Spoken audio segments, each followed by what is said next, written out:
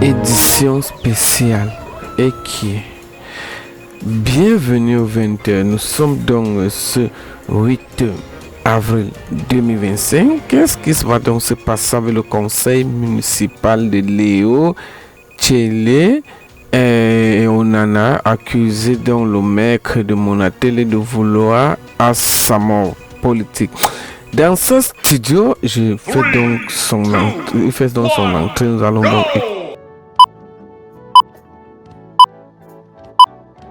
Ok, c'est bon. Bon! Qui en veut au militant RDPC Léon Teller Onana, conseiller municipal à la commune de Monatélé, sous le coup d'une demande d'explication pour ses absences aux dernières sessions du conseil municipal. Le mis en cause, dans sa réponse, a démontré point par point les irrégularités qui ont entaché la récente session. Le militant ayant porté plainte au RDPC pour la non-tenue du congrès du parti depuis 11 ans, Léon Teller Onana dénonce la volonté manifeste du maire de Monatélé de manigancer sa mort politique et même physique, commandité depuis le sommet du parti. Le point de cette accusation dans ce reportage du Rich Konomala.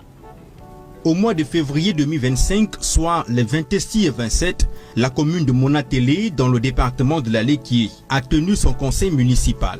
Lors de cette session, l'absence du conseiller municipal Léon Teller Onana a été déplorée par le maire Prosper Mbassi Bessala, lequel a rédigé une demande d'explication le 3 avril 2025, compte tenu du fait que le même constat a été relevé durant les 6 dernières sessions.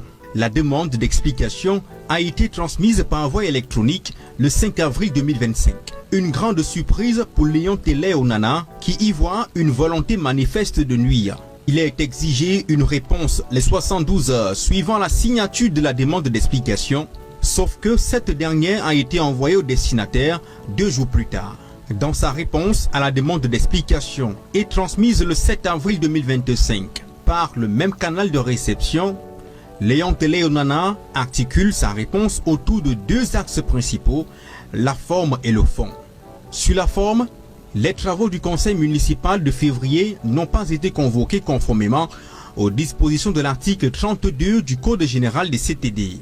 La convocation du conseil municipal est mentionnée au registre des délibérations, affichée à l'hôtel de ville ou à la mairie et adressée par écrit aux conseillers municipaux 15 jours francs au moins avant celui de la session. En cas d'urgence, ce délai est ramené à 3 jours. Léon Teller dit n'avoir reçu aucune convocation malgré les divers canaux dont dispose la commune, SMS, appels téléphoniques, messagerie électronique et services courrier. Si vous avez jugé opportun de m'envoyer une demande d'explication par courrier électronique, vous aurez dû utiliser ce même moyen pour les convocations relatives à la tenue des 10 conseils municipaux. Je vous mets au défi de démontrer comment j'aurais pu assister physiquement à ceci, tout en étant investi dans une mission dont le financement repose sur mes propres ressources. Une mission que le maire Prosper Mbassi Bessala connaît très bien, puisqu'en 2022, précisément le 17 juin, il signait un mandat en faveur du conseiller Léon Teller Onana, membre de la commission tourisme et loisirs, pour la recherche des partenariats avec les communes européennes et la recherche des équipements médico-sanitaires et du matériel de génie civil au profit de la commune de Monatélé. C'est ici que se présente la seconde articulation de la réponse de Teller. À ce jour, vous ne m'avez pas notifié officiellement la fin de ma mission à l'étranger, conformément à la procédure suivie lors de la remise du dit mandat. L'on ne saurait dissocier cette demande d'explication et ses ennuis avec son parti RDPC.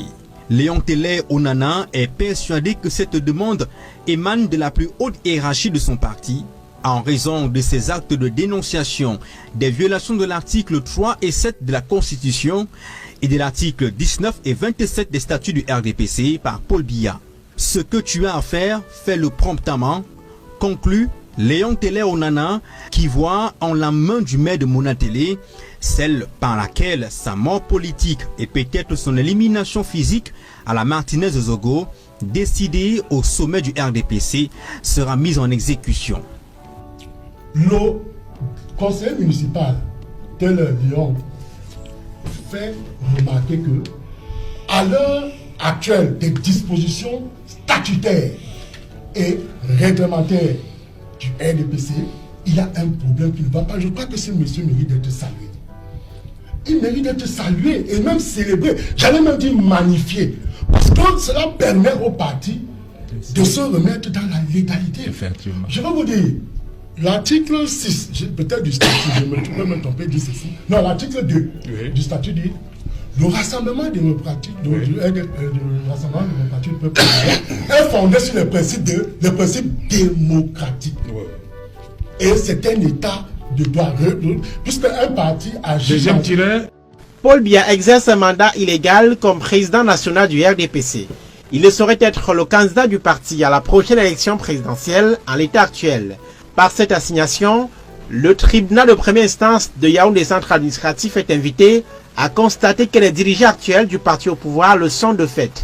À l'initiative de cette saisine de la justice, Léon Teller Onana, qui craint que le candidat du RDPC au scrutin d'octobre prochain soit attaqué en justice. Toute contestation, même minime, pourrait plus ou moins être exploitée par nos adversaires et fragiliser notre position.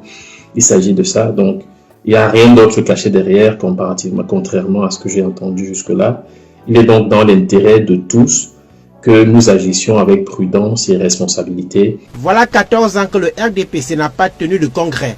La dernière session remonte à 2011 et pourtant c'est l'instance où les principaux dirigeants du parti sont élus ou nommés pour 5 ans. En 2016, le bureau politique qui en a la possibilité a renvoyé le congrès, mais 9 années après, certains responsables estiment que la durée de la prolongation ne saurait aller au-delà de la périodicité ordinaire retenue par les statuts du parti. Je suis conscient que la discipline est une valeur fondamentale au sein du RDPC. Cependant, je crois fermement que la discipline ne doit pas être synonyme de silence face aux violations des règles et des statuts.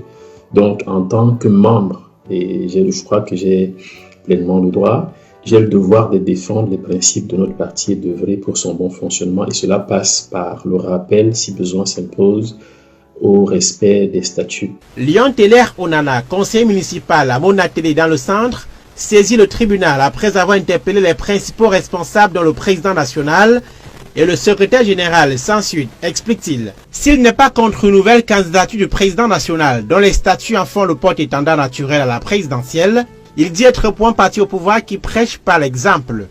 Dans sa plainte en justice, Léon Onana demande la désignation d'un mandataire spécial avec pour mission fixer la date et organiser le prochain congrès. Une réunion dont les dirigeants du RDPC s'abstiennent pour l'instant d'avancer la date à quelques mois de la présidentielle.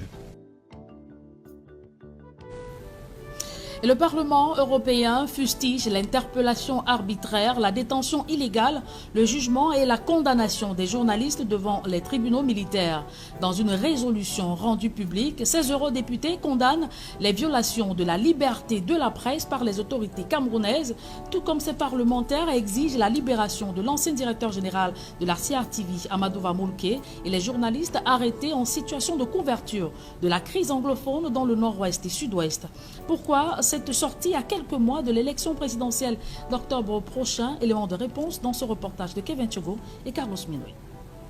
La persécution des journalistes au Cameroun s'est accentuée ces dernières années et la situation préoccupe les organisations internationales, dont le Parlement européen.